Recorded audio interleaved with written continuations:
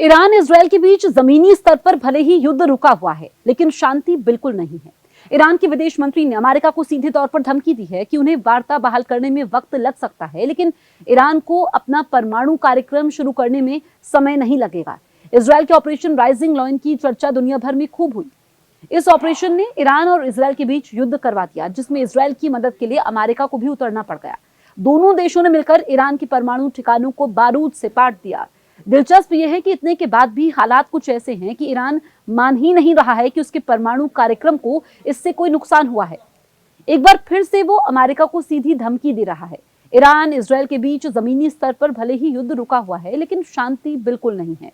Iran के विदेश मंत्री अब्बास अराक्ची ने अमेरिका को सीधे तौर पर धमकी दी है कि उन्हें वार्ता बहाल करने में वक्त लग सकता है, लेकिन ईरान को अपना परमाणु कार्यक्रम शुरू करने में समय नहीं लगेगा। अराक्ची ने कहा, मुझे नहीं लगता है कि वार्ता इतनी जल्दी शुरू हो पाएगी, लेकिन ईरान जल्द ही यूरेनियम एनरिचमेंट का काम शुरू कर देगा। उन्होंने साफ कहा कि बातचीत तभी होगी जब अमेरिका ये कहेगा कि वो उस पर फिर हमला नहीं करेगा। उधर ईरानी हैकर्स अमेरिका को अलग ही धमकी दे रहे हैं।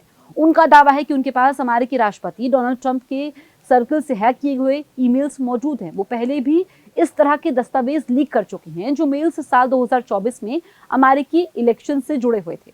रॉयटर्स के साथ ऑनलाइन चैट्स में रॉबर्ट के नाम से हैकर ने कहा कि उनके बाद White House chief of staff Susie Wiles, Donald Trump के वकील लिंडसे हेलिंगन और एडवाइजर रॉजर स्टोन के 100 गीगाबाइट्स के ईमेल मौजूद हैं।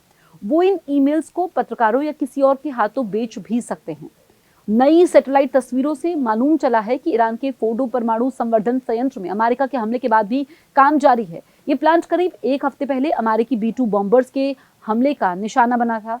रविवार को मैक्सा टेक्नोलॉजीज की ओर से जारी की गई तस्वीरों से यह स्पष्ट हो रहा है कि प्लांट और उसके आसपास वेंटिलेशन शाफ्ट और हमले से बने गड्ढों के पास मरम्मत शुरू हो चुकी है। मैक्सार ने कहा कि तस्वीरें दिखाती हैं कि एक खुदाई मशीन और कई लोग प्लांट के भूमिगत हिस्से के ऊपर की पहाड़ी पर बने उत्तरी शाफ्ट के पास काम कर रहे हैं।